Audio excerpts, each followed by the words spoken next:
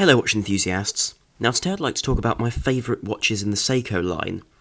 And of course Seiko is that historic Japanese company who've produced watches for a very, very long time. And have produced a lot of groundbreaking watches that have been used in a number of situations. Now this video of my favourites shan't include any watches which are modded. So for example my Seiko 55 Fathoms wouldn't fit into this these choices simply because it's not a stock dial. It's been modified specifically for the particular look in order to resemble a Blancpain 50 Fathoms. So in this video I'd like to stick to stock models. Now the first watch in this list is the Seiko SKX013, and that's because if Seiko is known for anything, they're known for their dive watches, and I am particularly interested by dive watches due to their history, so this watch really does interest me. Now this is the smaller version of the SKX007 and 009 series watches, and this sits in at approximately 38mm depending on where you measure the case. However, it actually has a slightly longer lug-to-lug than the 007. So that does make for the case having very different proportions, being a much flatter and slimmer design to the eye, in my opinion, and lends to a more modern aesthetic. Like the 007, they have unidirectional 120-click bezels with painted aluminium inserts, but they also have that typical crown placement known on Seiko wristwatches at the 4 o'clock position to prevent the crown being knocked during a dive. I also like the fact that on these watches the second hand is slightly different to the SKX007 line, because it has the lume on the near end of the hand, meaning that you can more easily judge the second in the dark, whereas with the SKX you actually have to look at the other end of the hand in relation to the lume pip, which I personally find quite inconvenient. I also love the broad arrow minute hand because I think it really does make the watch a lot more legible, and also makes for a more rounded design, whereas the normal SKXs, the larger ones, have much sharper corners to their hands. This one has a more rounded design, and I think lends to more to a more versatile design, and makes it less of a specific diver and more of a general watch. And of course the movement in this watch is an in-house Seiko movement. That said though, these movements aren't hacking or hand winding, which is something which is an inconvenience to some. Personally, for this price, I don't really expect hacking and hand winding. I think it's perfectly fine to have a more simple automatic movement. But I appreciate that this would be an inconvenience for some. But I think this inconvenience is more than compensated for with the day and date functions. Also, the movement inside this watch is can be wound up very, very quickly with just a couple of movements of the wristwatch, due to the way the movement is actually designed. My next favourite Seiko is definitely the Sumo, which I think offers an excellent level of quality for a fairly good amount of money. So this watch comes in at around £400, depending on where you buy it from, whereas the 013, which I previously showed you, is about £220. Now this watch does offer many features that the 013 doesn't offer. Most notable amongst these extra features are in the movement, and this 6R15 movement from Seiko offers hacking and hand winding, which are both very, very helpful, for me at least, during day-to-day use. So for example, if you leave the watch on your bedside table for a while, and the watch stops as a result of the spring winding down, you can quickly rewind it via the crown, and then to set it more accurately you can stop the second hand. So these are both features which are very helpful on a daily basis. Equally, the watch is larger at 45mm, but that very elegantly tapered case at its edges makes for a very comfortable wear. This watch also features applied indices where the normal SKX line doesn't, and I think on most watches that would make a real difference for me. But on the SKX line they actually have applied so much lume, there's a real thickness to the paint which actually does give depth and doesn't require the addition of applied indices, though they do add a very premium feel to the watch. Now this watch does share the same water resistance as a lesser SKX line of wristwatch, but this watch is in the Prospex line, which is the professional diving segment of Seiko, and they make watches which carry incredible depth ratings down to 1,000 meters. That said though, I did watch a video recently and read an article about Seiko testing their 1,000-meter Prospex divers to 3,000 meters and still not having a leak. So that really does give a sense of the assurance that one gets with this depth rating. Now, there is no day on this watch. There's no day complication, whereas on the on various other Seikos there is the day complication. However, I think this is compensated for by the other advantages of the movement, and this also does feature the date display, which is really the most important thing, I feel. Now, one thing about this watch, which many people have appreciated greatly, and which I also appreciate, is the fact the quality of the bracelet has been improved over the SKX line. This has solid end links and a much more sturdy clasp. Equally, the links are more solid than the Jubilee bracelet on the SKX line, thus making for a more comfortable and more secure wear on the wrist. Now, what I like the most about this watch, though, is the fact that it allows a fairly affordable entry into Seiko's Prospex line, and gives a really fantastic value of wristwatch compared to certain other brands. Equally, this watch is in many ways a similar design to, for example, the Marine Masters made by Seiko, which are well over £1,000. So it allows one to wear that type of case and that type of rounded edge case without spending the earth. Now, the next watch which I love in the Seiko line is the Marine Master 300. Now, this watch is, of course, a much more expensive offering from the Prospex lineup, but it does offer a number of features which the Sumo doesn't. Notably, it's entirely handmade. These watches are handmade in Japan and actually use Grand Seiko movements, so that's the very highest tier of Seiko in-house movements, which is something incredible for £1,300 to £1,600. Now, being a Prospex watch, this does share a number of design cues with the Sumo. For example, those sides of the case are polished in a sort of a pointed way, so they reach a point in the middle. And equally, the bezel is a similar design. But one notices that on this watch, extra care has been taken on all these parts, which is something which I adore and find extremely impressive for this value. Another touch which I really do like is the bezel, and more specifically the bezel insert. Now, on most dive watches around this price, the bezels are ceramic. Seiko haven't done this here, and some people do criticise this, and I can understand because it doesn't offer the same durability as ceramic, having a painted insert. But this insert is polished to a very, very high degree of lustre, so it's extremely shiny. It's actually shinier than ceramic, which is quite remarkable, really. So it does give this watch a very old-fashioned appeal, and does hark back to the original Marine Masters from the 1960s.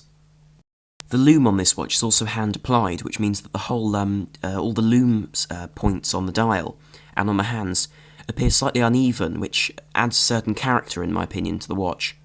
This watch does also come on a very old-fashioned style bracelet, which is modern in terms of its actual build, but the length of the links is very, very long, meaning that on smaller wrists people may have difficulty, but it does give a very old-fashioned look as though the links were folded.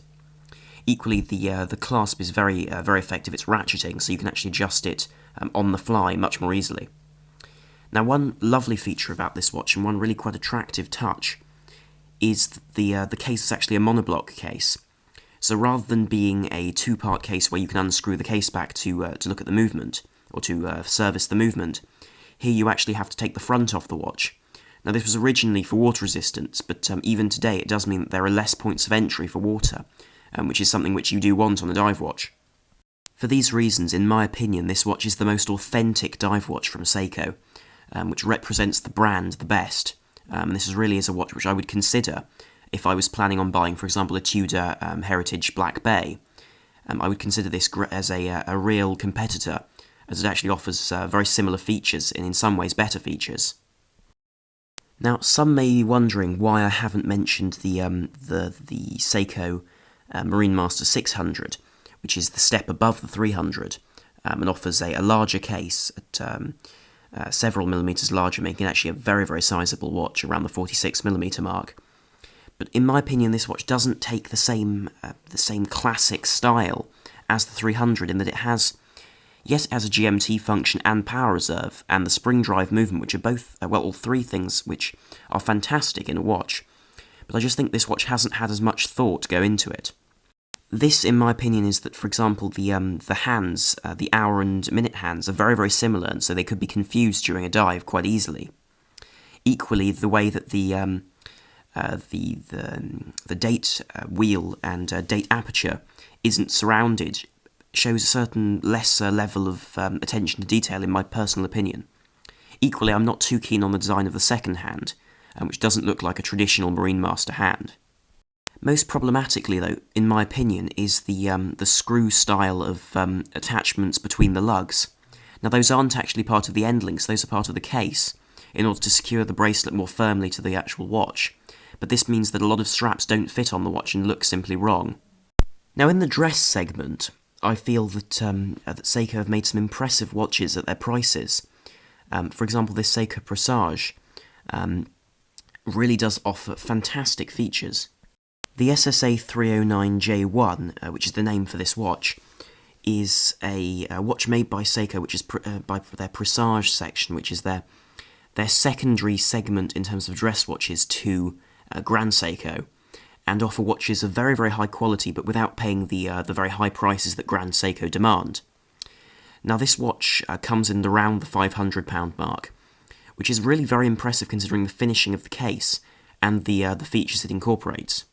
For example, this watch features a power reserve indicator on an automatic movement, which is already hacking and hand winding. So the power reserve indicator obviously indicates how long the movement can run without being rewound. And of course, this is a complication which is often seen in Swiss watches over the £1,000 mark, and can't really be found on base Swiss movements. So the fact that Seiko are offering a movement which is in-house with this complication is very, very impressive. Equally, it has a pointer-style date, where a hand actually moves to show the date on a wheel, which in my opinion really does look very, very elegant, and removes the necessity for having a date window, which can sometimes hurt the design of a watch. And those blued hands complement that silver sunburst dial magnificently. In a higher price bracket, the Grand Seiko Snowflake also offers wonderful features for the price, considering the craftsmanship that goes into the dial, for example. Now, this watch comes in around $5,500. Now, I don't know the price in pounds, but I know that is actually substantially less than the equivalent Rolex Datejust, for example. And I do feel that Seiko are really offering features which compete with Rolex, for example, and their Datejust quite greatly. So, for example, it features an in-house movement which is handmade. Also, it features this beautiful snowflake-style dial, which is imperfect, if you see what I mean. So it's textured in a specific fashion, so it doesn't look matte or shiny, but rather textured in this snow-like finish. This watch also features a very small power reserve indicator, which is very elegant and recessed into the dial to give a more elegant look and to move it out of the way of the standard timekeeping functions of this watch. It also has a very elegantly placed date function at 3 o'clock, which is nicely bordered and matches the dial rather nicely. This watch also features a very high beat movement, which means that the ticking of the second hand is very, very limited. So it actually ticks about 10 times a second, which means the movement you actually see is very small. So you see it from anywhere apart from with your face right up against the dial. You really do see the flow of the second hand rather than individual ticks, unlike some lower end movements. Also, in my opinion, the crowning feature of this watch is the fact that it actually is titanium, which means the whole watch is extremely light, even on the bracelet, which means that it'll slip under the cuff of, for example, a business suit, even more easily. Finally, we have the Seiko, or the Grand Seiko Spring Drive GMT, and this is a watch which has impressed me for a while now, and offers some really fantastic features at the price of $7,000.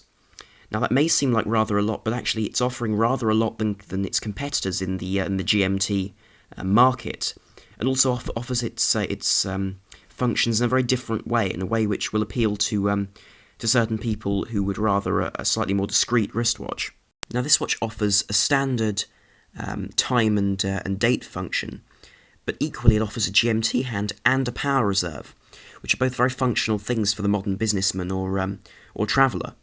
It equally features a sapphire bezel insert to make for a more durable bezel compared to a painted insert, for example. One touch which in my opinion shows that Seiko are really paying attention to the functionality of this watch, as well as the design, is that they've actually fitted the inside of the dial with a 24-hour chapter ring.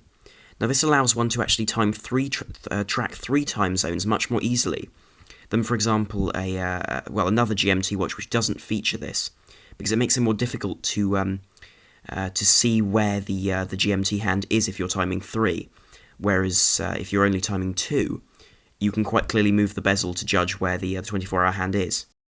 The slim design of this case also allows it, like the Snowflake, to slip under the cuff very easily, and removes this watch really from being a sports watch and moves it more into being a high functionality dress watch, making it more appropriate than, for example, a dive watch which has been given a GMT function. Anyway, I'll end on a picture of that beautiful GMT. So thank you very much for watching. I hope you enjoyed this video. If you did, then please like, share and subscribe to help the channel and see more content. So thank you very much for watching. This is Arm on the Watch Guy, over and out.